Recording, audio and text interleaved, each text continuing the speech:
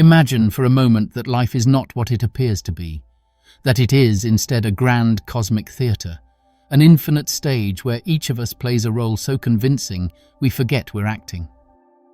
We arrive here with no memory of the script, no recollection of rehearsals, and yet we step into our characters with such conviction that the lines we speak feel like destiny. This is the first rule of the game. You must forget it's a game. The moment you take the stage, you're handed a mask, a persona crafted by genetics, culture, and circumstance. This mask becomes your ego, the you believe yourself to be. It speaks in the language of societal norms and biological impulses, reciting lines written by invisible playwrights, your parents' expectations, your culture's values, the whispers of history. You cry real tears over fictional tragedies. You laugh at rehearsed jokes. You ache for scenes you've never lived. Why? Because the play only works if you surrender to the illusion. Ancient mystics knew this. The Buddha called it Maya, the grand illusion.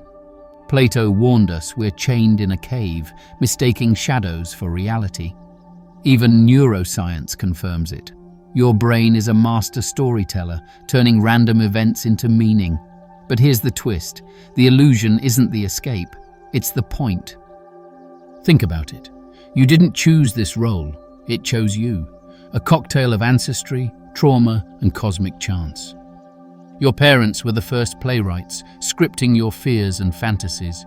Teachers, traditions, and time itself became co-authors, drafting your desires. Succeed, sacrifice, stay small. You rehearsed these lines until they etched grooves in your psyche.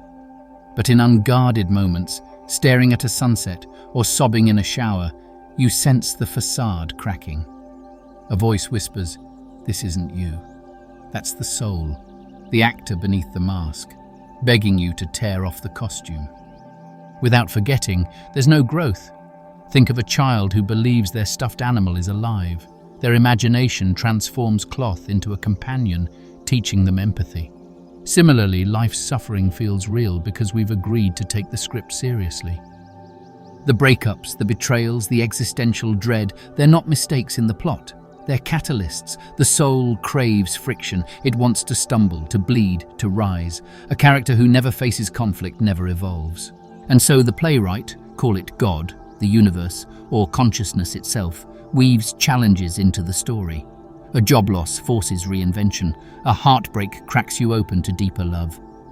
Even the villain in your story, the manipulative boss, the toxic partner, is a reluctant ally, sharpening your resilience like a whetstone to steel.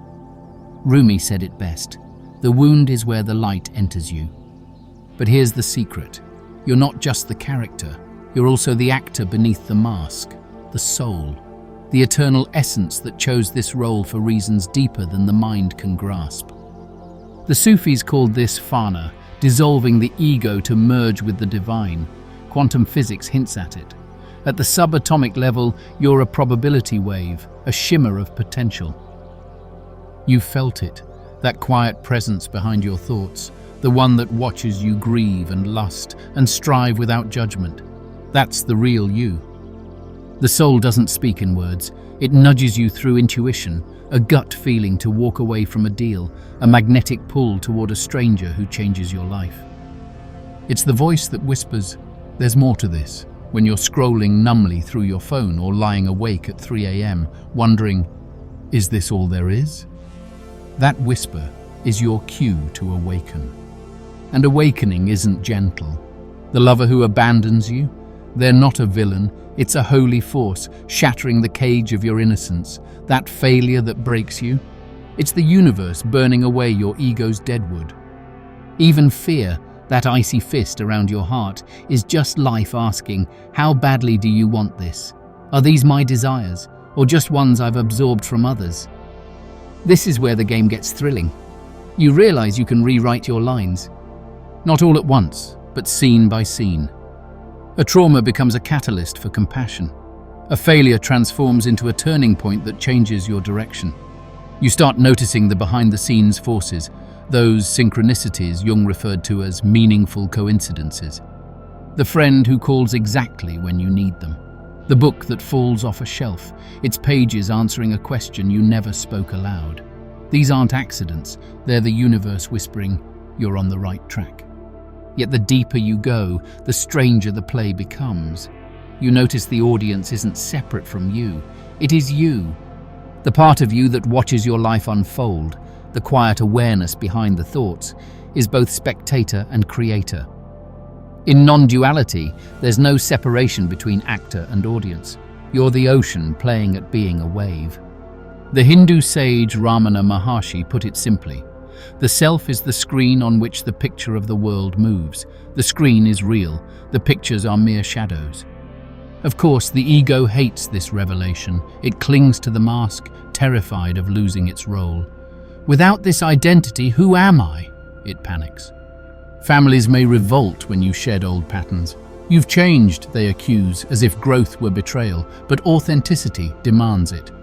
Nietzsche called it killing the dragon of thou shalt, destroying society's rules to create your own truth. You learn to dance with paradox, taking life seriously enough to care, but not so literally that it breaks you. And what of your co-stars? They're mirrors, the colleague who grates your nerves. They're embodying the ambition you've disowned. Even those who seem like background figures, the street musician whose song breaks your defenses, the toddler who gives you a dandelion, are part of a deeper plan. The Hindus named this Leela, the divine play where God dresses up as everyone. Your enemy? That's you in another body. Your hero? You again under kinder lighting.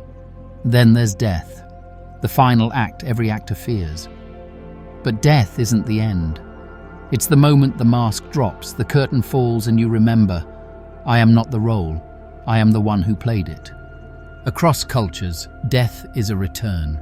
The Taoists speak of rejoining the Tao. Indigenous traditions describe ancestors becoming stardust. Quantum physics hints at consciousness collapsing back into the field. Whatever the metaphor, the message is the same. You are more than this body, this story. Mortality isn't a bug in the game, it's the feature. Without it, there'd be no urgency to love, create, or forgive. But here's the most radical truth. You're not just the actor, you're the playwright too. Every choice, every thought, every whispered prayer rewrites the script. Meditation becomes a way to eavesdrop on the soul's direction. Shadow work, facing the parts of yourself you've disowned, is editing the drafts you've outgrown. And forgiveness? It's tearing up the old contracts that keep you chained to stale plots. Yet the play is collaborative. Ian. You don't control other actors' lines, but you shape the energy between them. Hate begets hate. Love amplifies love. This is karma, not punishment, but physics. Every action ripples. The Dalai Lama laughs not because his life is perfect, but because he sees the game. He knows the bully is a soul in a forgetful role, the tragedy a lesson in disguise. So why play this game? Because the universe is bored of perfection. It wants to feel, explore, and evolve through you. The divine isn't a distant tyrant. It's the curiosity that keeps you searching, the awe that grips you under a starry sky, the love that refuses to die even when the body does. You are God playing hide and seek with itself, as the mystic Alan Watts said. When you see this, the game changes. You still cry at funerals, celebrate birthdays, and stress over bills. But beneath it all, there's a quiet laughter, a knowing that none of this is final. You play your part fully, but lightly, like a parent pretending to lose a game to make their child smile. You stop chasing enlightenment and start embodying it, not as a destination, but as a way of walking. In the end, the play is both meaningless and sacred.